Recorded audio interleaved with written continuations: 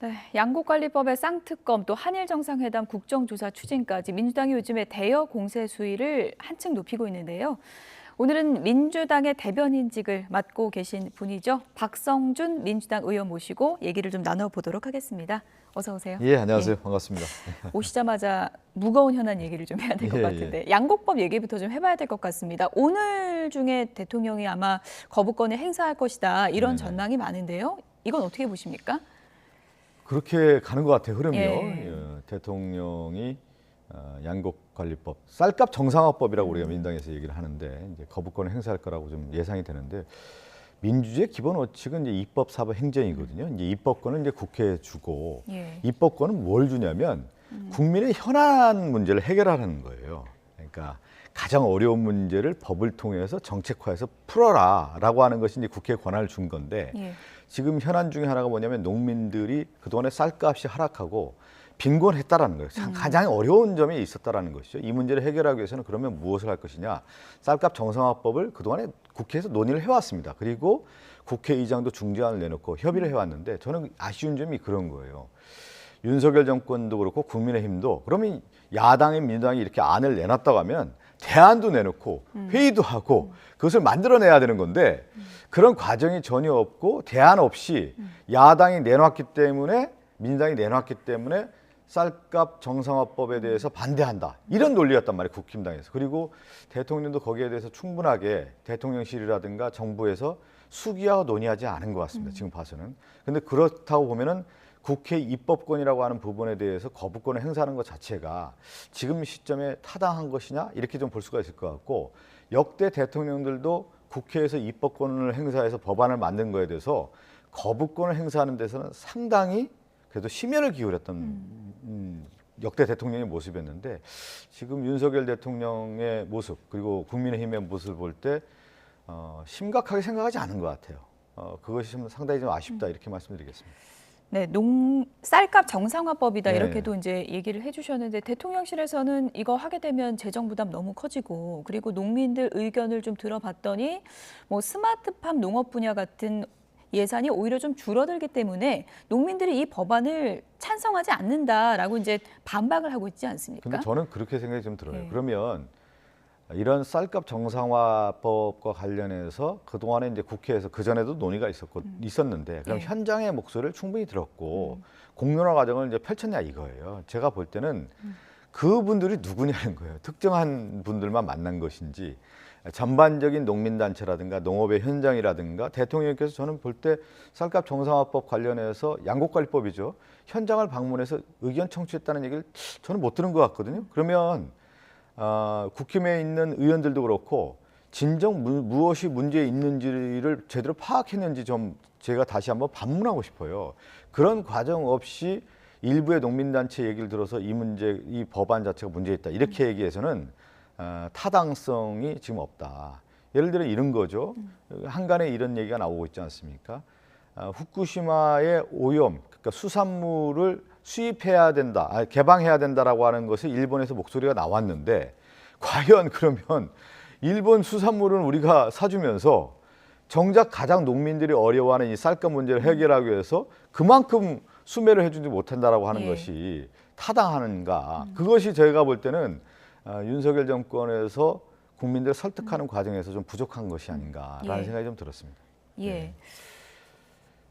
지금 국민의힘에서는 그런 얘기를 하고 있는 거 아니겠습니까? 그렇게 좋은 제도라면 왜 문재인 정부 때 하지 않았나 이렇게 이제 반박을 하고 있더라고요. 이제 모든 정책이라고 하는 것은 이제 타이밍이 있고요, 흐름이 있고 그렇습니다. 그렇다 보면 이제 숙성의 과정이라는 게 분명히 있는 것 같아요. 그래서 이번에도 국회에서 우리가 이제 완충이라고 할까요? 3%, 5% 이렇게 주면서 정부가 충분히 그것을 숙고하고 받아들일 수 있는 뭐라고 할까 퍼센트 범위를 좀 정해줘서 충분히 수용할 수 있는 공간을 줬어요. 정책적 공간을 줬다라는 거예요. 그 전에는 보면은 일괄적인 어떤 타결을 통해서 이 문제를 해결하려고 했다고 보면은 그러니까 쌀값 정상화법도 생명력이 있는 거예요. 과거에 이런 문제가 있어서 상당히 추진이 어려웠는데 이해 당사자들이 있지 않습니까? 그런데 시간이 흐르고 이것을 반드시 해결해야겠다라고 하는 것을 의지가 있었고 농민단체들도 그만큼 이제 받아들여서 법안이 만들어졌고 정부에게 이제 안을 만들 때도 그러면 이 정도의 폭을 범위를 해준다고 하면 정부가 충분히 정책적인 고려를 통해서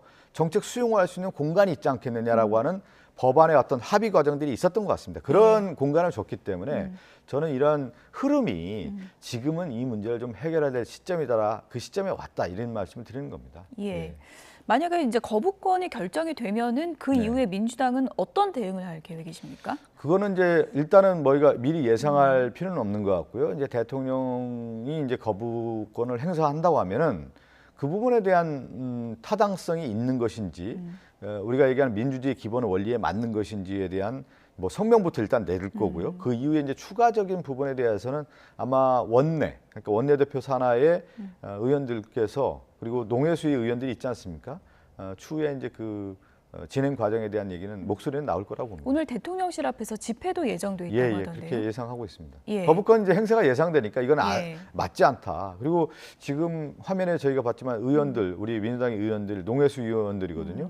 얼마나 절실하면 저렇게 삭발투쟁까지 하겠습니까? 예. 그 민의에 대한 부분을 대통령실도 그렇고 국민의힘 또 정부 관계자들도 받아들여야 하지 않을까 싶습니다. 네, 민주당 내부에서는 한덕수 총리 탄핵 얘기까지 나오지 않았습니까? 이거는 뭐 구체적으로 진전될 가능성도 있다고 그런 보십니까? 얘기는 뭐 일부에서 나올 수는 있겠지만 전체적으로 봤을 때 이제 탄핵이라고 하는 것은 정치적으로 올 때 이제 상당히 여러 고려할 점들이 있는 거고요. 이 법안에 대한 부분이 있기 때문에 대통령 거부권 이제 행사한 이후에 여러 가지 고려할 점이 있겠죠. 거기까지는 저는 지도부에서 논의하고 있다고 보지 않습니다. 예. 잠시 뒤에 속보가 좀 들어오면 예. 저희가 전해드리도록 하고요. 이제 정치권의 가장 뜨거운 문제 중에 하나가 바로 이제 한일 문제고요. 민주당의 일부 의원들이 후쿠시마 현지를 간다고 하더라고요. 네네. 어디를 가는 건가요? 현지를 후쿠시마 가서? 이제 현지 시찰이라고 현지 하더군요. 시찰, 저도 예. 보니까 주변 시찰을 하고 도쿄 전략 방문하고 그다음에 한일 의원 연맹 소속의 그 당시 이제 섭외한 의원이 있나 봅니다. 그래서 예. 그 의원들을 좀 만날 예정이고. 예, 의원님 잠시만요. 예. 지금 속보가 들어왔네요. 네, 윤석열 대통령이 저희가 조금 전에 이제 얘기를 하고 있었는데요. 국회를 통과한 양곡관리법 개정안에 대해서 예상했던 대로 제2요구권을 국무회의에서 심의 의결했습니다. 거부권을 행사한 것인데요.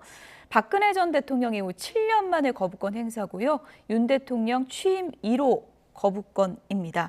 양곡관리법에 대해서 윤석열 대통령이 오늘 거부권을 행사했다는 속보가 지금 막 들어왔습니다. 양곡법 다시 한번 좀 예. 언급을 해보면요. 이렇게 되면 민주당은 어떻게 되는 건가요? 비슷한 내용을 다시 발의하는 건가요? 어떻게 되는 아니 건가요? 그거는 이제 다시 이제 거부권을 했으니까 이게 보통 보면 이제 제2권 아니까 제2심사권이라고 할 수가 있는 건데 이제 국회에서 한번 그 상임위원회에서도 이제 다시 한번 이 법안에 대해서 생각을 할 거고요. 또 원내 차원에서 이제 고민을 해서 예. 이걸 추후에 어떻게 추진할 것인지는 좀 지켜봐 주시기 바라겠습니다. 다만 이런 얘기를 좀 드리고 싶어요. 윤석열 정권 들어서서 이제 국내 정치라고 하는 부분이 있지 않습니까? 예. 국내 정치의 가장 중요한 것은 민생 문제라고 할 수가 있는 건데 경제 정책이라고 하는 것, 고물가 고금리 시대에 있어서의 대응 방안, 그리고 지금 무역 적자가 굉장히 심합니다. 예. 그리고 재정 적자도 지금 올해 예상된단 말이죠. 세금이 이제 안 거칠 거라고 보니까 그러면 경제적인 어려움이 예상되고 있는 가운데 그러면 현장에 있는 목소리를 제대로 듣고 있느냐에 대한 비판의 목소리가 분명히 있지 않겠습니까? 저는 그것이 윤석열 정권에게 좀 자기 성찰의 어떤 시간이 좀 됐으면 한다는 생각이 좀 들고 그런 차원에서 볼 때 민생 차원에서 우리 농민들의 어려운 문제라고 할 수 있는 이 양곡관리법, 쌀값 정상화법에 대한 문제를 과연 이번 정부가 심도 있게 고민하고 심의하고 정말 의결했는지 여기까지 한번 살펴볼 필요가 있어요. 단순하게 정치적 전선의 문제를 떠나서 예. 국민의 민생 문제를 좀 더 본질적으로 접근했는지를 한번 생각해 볼 필요가 있지 않나 싶습니다. 네, 오늘 민주당이 대통령실 앞에서 이제 집회도 열 계획이라고 네네. 하는데 추가로 여야 입장 어떻게 나오는지 저희가 좀 지켜보도록 하겠고요. 일본 민주당 네. 의원들의 그 후쿠시마 현지 방문 얘기를 좀 하다가 저희가 네. 다시 양곡법 얘기를 했는데 6일에서 8일이니까 이제 모레 가는 건데 이 일정은 그대로 추진을 하는 건가요? 네, 추진하는 예. 것으로 알고 있고요. 이게 이제 왜 그러면 민주당 의원들이 후쿠시마를 현지 시찰하겠느냐. 한일 정상회담 이후에 참 묘한 게요. 국내 언론이라든가 윤석열 대통령이 얘기한 게 아니고 예. 외교부에서 얘기한 게 아니고 일본의 관료들이죠. 경제산업상이라든가 관방장관이라든가 이런 사람들 그리고 일본 언론에서 얘기 나온 걸 보면 아니면 윤석열 대통령이 일본 정치인과의 만나서 얘기한 내용들을 보면은 후쿠시마 오염수 방류 문제에 대해서 국내에 이해를 구하겠다라고 하는 얘기가 나왔다고 언론도 나오고 예. 또 후쿠시마와 관련된 그 수산물 개방에 대한 부분도 얘기가 했다라고 하는 것이 일본의 관료라든가 언론을 통해서 나오고 있고요. 그리고 이제 독도 문제도 지금 얘기가 나오고 있단 예. 말이에요. 그러면 우리가 알고 있는 거와는 다른 얘기가 있지 않겠느냐라고 하는 부분을 우리가 확인해야 되는 거 아니겠습니까? 그것은 왜 그러냐면 국가 이익과 관련된 부분이고 국민의 생명과 관련된 부분입니다. 예. 그러면 단순하게 한일 정상회담의 강제동원 해법과 관련된 내용이 아니라 가장 중요한 주권의 문제, 영토의 문제, 국민의 생명과 직결된 문제를 대통령이 일본 정치인들과 아니면 일본 관료들과 얘기한 내용이 우리가 모르는 내용이 있을 수 있다라는 부분을 우리가 확인할 필요가 있는 것이죠. 그것이 국민들이 바라볼 때 궁금증입니다. 도대체 어떤 얘기야? 왜 우리나라는 얘기 안 했는데? 그런데 정부의 태도를 보면 강력하게 얘기를 안 하고 있단 말이죠. 예. 그거에 대해서 아마 확인하는 자리가 될 겁니다. 예. 후쿠시마 현지 방문 관련해서 이제 우려의 시각도 네. 있는 게 이제 우리나라의 이제 의원들이 일본으로 가면 이제 외교적 문제가 될 수 있고 그리고 이제 양이원영 의원 설명을 들어보면 도쿄 전력에서 자료 협조라든지 이런 게 지금 약속받은 상황이 아니라고 하거든요. 그렇게 되면 방문 자체에 실효성이 있는가 이런 시각도 저는 있습니다. 이제 우리가 이제 명분과 실리라는 게 분명히 예. 있단 말이죠. 일본에서도 충분히 뭐 예를 들어 자료를 내놓는다든가 그렇기는 좀 쉽지는 않겠죠. 그렇지만 일본에서도 현지의 지역 주민들이라든가 그리고 현지의 정치인들 같은 경우도 이 오염수 방류 문제, 원전 오염수 방류 문제에 대해서 심각하게 생각하는 의원들도 분명히 있는 겁니다. 그러니까 뭐냐면 우리가 생각하는 이 정치의 이슈, 정책 이슈, 아니면 이제 한일 정상회담과 관련된 이 한일 간의 이슈의 문제를 우리가 바라보는 시각도 있는 반면에 예. 일본에서도 바라보는 시각이 분명히 있는 것이죠. 그런데 우리가 놓치고 있을 수 있는 부분은 있지 않겠습니까? 그것을 확인해보고 외교라고 하는 것은 각 국가 간의 교류 아닙니까? 근데 의원들 입장에서 그 교류에 있어서의 확인하는 자리가 필요하다고 보는 것이죠. 저는 예. 뭐 타당하다고 보는데요. 예. 대통령실에서는 우리가 이제 수산물 수입 안 하겠다고 확고히 입장을 밝혔고 언급하지 않았다고 설명을 했는데 민주당이 왜 일본 언론을 믿는가? 우리 설명을 믿어야 되는 거 아닌가라고 이제 반박을 이제 하더라고요. 행간의 의미를 예. 한번 읽어볼 필요가 있죠. 지금 이제 한일 정상회담 이후에 강제동원 해법과 관련된 논의가 있었고 그 다음에 일본 언론이라든가 일본 장관들이 얘기한 내용들을 보면은 예. 그 당시에 진화를 못했어요. 대통령실이라든가 그 외교안보실이라든가 국가안보실이죠. 외교부에서 강력하게 일본에 대해서 이런 얘기 없었다. 무슨 소리냐. 일본 언론에 대해서 경고도 하고 일본 그 강요에 대해서도 얘기하고 이게 무슨 얘기냐. 이렇게 얘기를 해야 되는 건데 지금 한 예를 들어보자고요. 예. 일본의 교과서에 독도라는 것이 고유의 영토라고 표기했다라는 부분에 대해서도 역대 정부와 비교했을 때 윤석열 정부의 표현을 보면은 약해요. 이게 도대체 그러니까 국민들이 바라볼 때 일본에까지 왜 이 우리의 가장 중요한 문제를 이렇게 저자세로 가느냐라고 하는 것을 문제 제기를 하고 있는 거 아니겠습니까? 그러니까 초기에 제가 볼 때 대통령실이 상당히 의심할 사항들을 이미 만들었다, 생산했다. 그것이 저는 가장 패착이 아니겠느냐 보고 있는 겁니다. 일부 언론에서는 윤석열 대통령이 이제 독도를 방문해서 우리 땅이라는 걸 선언하는 그 행보를 검토하고 있다는 보도도 나오고 있는데 만약 이게 사실이라면 제가 찬성하십니까? 이거는요 굉장히 중요한 예. 문제인데 외교 정책에서 유화책과 강경책이라는 게 분명히 있어요. 예. 이거는 한번 돌이켜 볼 필요가 있는데 저는 이명박 정부의 모습을 지금 윤석열 정부가 비슷하게 좀 따라가고 있다. 그러니까 이명박 정부에서 보면은 그 이명박 전 대통령 형님이 이상득 전 의원이었단 말이에요. 예. 근데 이상득 전 의원이 한일의원연맹 회장도 하고 한일 관계 개선에 대해서 상당히 노력을 했어요. 그래서 이명박 정부의 한일 개선을 위해서 상당히 노력을 했는데 그건 뭐냐면 우리가 얘기하는 협상과 유화책을 가지고 이제 했지만 뭐였냐면 일본 문제가 쉽게 해결이 안 된 거예요. 그러다 보니까 다시 갑자기 독도를 방문하면서 일본에 대해서 강경 외교 노선으로 완전히 선회를 했어요. 급선회를 한 것이죠. 지금 뭐냐면 이런 거예요. 윤석열 정권 지금 한일 정상회담 이후에 제대로 된 문제를 해결할 수 있는 능력이 지금 안 보이지 않습니까? 그러다 보니까 갑자기 그런 얘기가 나오는 건 뭐냐면 강경 우회 전략으로 해서 국내 언론 아니면 국내 국민들 다 잡는 쪽으로 가고 있는 거 아니냐. 이렇게 또 해석도 가능합니다. 저는 그래서 외교라고 하는 것은 우리가 그러잖아요. 전략적 명확성과 전략적 모호성이라는 게 분명히 있단 말이에요. 어느 경우에는 전략적인 명확성을 가지만 어느 경우에는 전략적 모호성을 가야 되는 거예요. 그러니까 독도 문제라든가 이런 후쿠시마 문제 같은 경우, 강제 동원 문제 같은 경우도 명확성을 가진 가운데 있어서의 한일 관계를 위해서는 어려운 부분은 좀 모호성도 같이 가야 되는 건데 저는 너무 섣불리게 이 노선 자체를 선택을 좀 헷갈려하고 있다. 윤석열 정부가 그런 지적을 좀 드리고 싶습니다. 독도 방문을 결정한다면 그것은 좋은 선택은 아니다라고 이제 보시는 그거는 거군요. 악수죠, 악수. 악수다. 이명박 정부에서 가장 악수가 뭡니까? 독도 문제를 대통령이 방문하면서 다시 이제 한일 관계를 더 악화시키는 쪽으로 간 거 아니겠습니까? 그러니까 뭐냐면 이 외교라고 하는 것을 가능성의 예술이라고 하잖아요. 가능성을 두고서 이렇게 하나하나 가야 되는 거고, 그러니까 윤석열 정권에서 들어섰던 외교의 노선은 한미일 협력적 공조라고 하는 부분 좋죠. 그렇게 가야 되는 거죠. 그렇지만 이 공조를 가기 위해서는 한일 외교에 어려움이 있기 때문에 기둥을 잘 따져봐야 되는 거예요. 축이. 그게 한 축이 뭐냐면 역사 논쟁도 있고 독도 문제도 있고 강제동원도 있고 위안부 문제도 있고 여러 가지가 다 있는 겁니다. 그것을 섬세하고 아주 치밀하게 접근하지 않으면은 한일 외교가 그만큼 어려운 건데 너무 섣부르게 시도했다. 그러면서 역효과가 상당히 났기 때문에 국민의 지금 날카로운 시선, 민심의 질타가 이어지고 있다고 보는 겁니다. 예. 민주당에서 쌍특검을 또 추진하고 있는데 네네네. 어제 국회 대정부 질문에서 이 질문이 나왔고 공방이 좀 벌어졌습니다. 잠시 좀 듣고 오겠습니다. 50억 클럽 특검하자는 국민 여론은 74.7%입니다. 김건희 특검 60%가 넘습니다. 여기에 장관 응답해야 되는 거 아닙니까? 위원님, 그렇게 따진다면 그렇게 여론을 말씀하신다면 이재명 대표에 대한 체포 동의안 부결이 잘못됐다는 것도 50%가 훨씬 넘습니다. 왜 그건 안 보십니까, 그럼?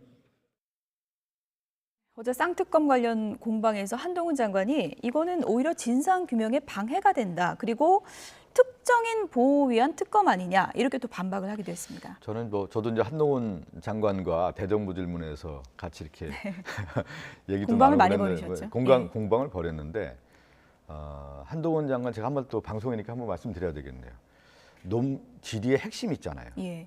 50억 특검 왜 안 하느냐, 김건희 특검 안 하느냐. 그러면 그 특검에 대한 답변을 하면 되는 거예요. 그걸 가지고 다시 그것을 본질을 훼손해서 다른 반문하고 말꼬리 잡으면서 이런 다시 반문하는 질의는 장관으로서 태도가 맞지 않다라는 거고 격에 맞지 않는 말을 계속 하고 있다는 점을 좀 지적하고 싶고요. 이 얘기가 그러면 왜 나왔겠습니까? 50억 클럽이라든가 김건희 특검. 검찰의 수사가 편파 수사라는 거 아니겠어요? 국민들이 바라볼 때 50억이라는 클럽은 뭐냐면 돈이 정확하게 드러났잖아요. 곽상도 의원, 전 의원 50억. 그리고 박영수 전 특검에 대한 그리고 정의왕 녹취록에 실명이 공개가 됐고 김만배의 목소리를 통해서 확인하는 목소리가 계속 나오고 있단 말이에요. 그래서 이걸 제대로 줘야 된다 이런 얘기까지 계속 나오는 그런 것이 나왔는데 검찰에서 그것을 수사를 안 하다가 이번에 다시 이제 하게 되는 거 아니겠어요? 그러다 보면 국민들이 봤을 때 검찰이 전직 검사, 법조인들을 덮으려고 했던 거 아니냐라고 하는 의혹의 시선으로 본 거고 그러면 당연히 이 의심의 눈초리를 넘어서 진실 규명, 진상 규명을 해야 되는 거 아니겠습니까? 그것은 그렇다고 하면 제도상으로 볼 때 지금 검찰의 수사를 맡겨서는 안 된다라고 하는 것이 여론이 높은 겁니다. 검찰의 수사를 믿을 수 없다는 거 아니겠습니까? 그렇다고 하면 제도적인 차원에서의 특검이 반드시 필요하다는 것이죠. 그것을 제가 볼 때는 한동훈 장관이 본질을 좀 훼손하고 있다.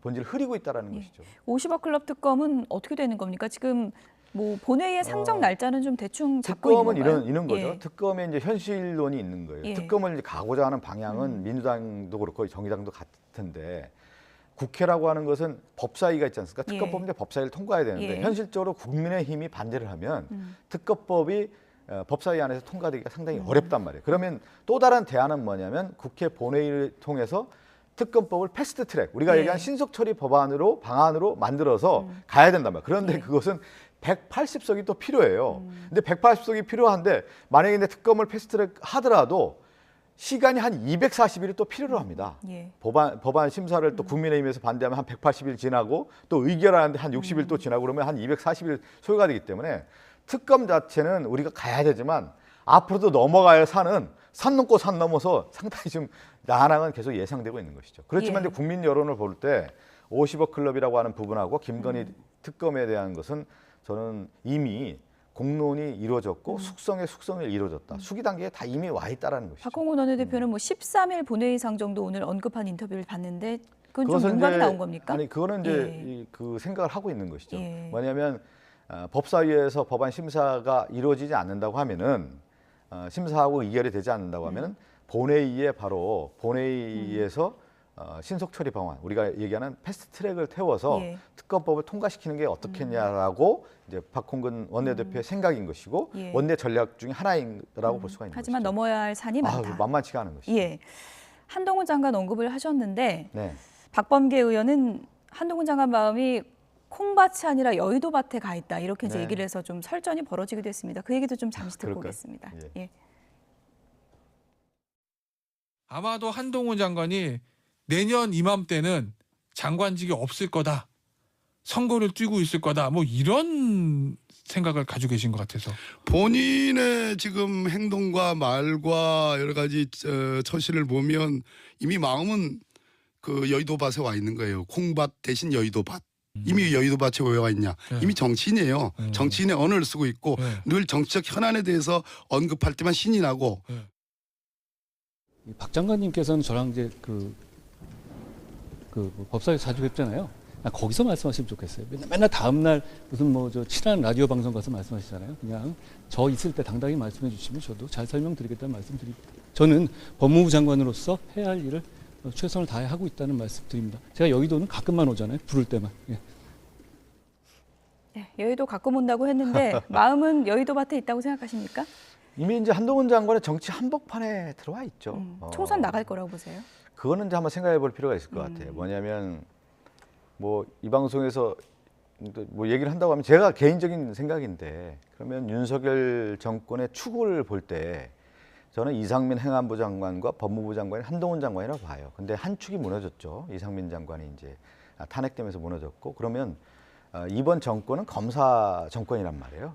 한동훈 장관이 뭐 부정을 하더라도 윤석열 정권의 직할체제하에서 한동훈 장관이 검찰을 장악하고 있다 이렇게 보고 있는 거거든요. 민당 입장에서 그렇게 바라보고 있고요. 그러면 윤석열 대통령의 한 축이라고 하는 법무부 장관 검찰 축이 누구에게 또 맡길 것이냐.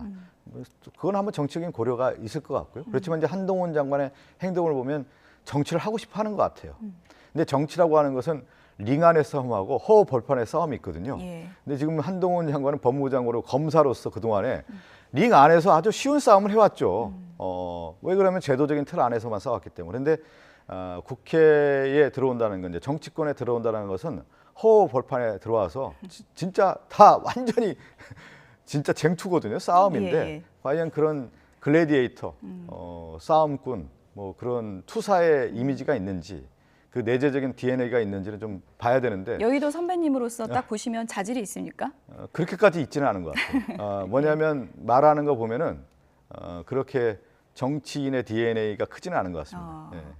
오늘 제가 볼 때는 그래요. 예, 오늘 김의겸 의원은 라디오 인터뷰에서 조선 제일 검이 아니라 조선 제일 혀다. 말싸움은 진짜 잘한다. 이렇게 또 평가를 하기도 했던데요. 근데 말싸움이라고 하는 건데 이제 정치인은 이제 말에서 시작하고 또 말로 이제 시작하지만 또 말로서도 무너지는 겁니다. 그래서 가장 어려운 게 할 말과 하지 않아야 할 말을 고려해야 되는 거. 또 정치라고 하는 것은 균형이잖아요.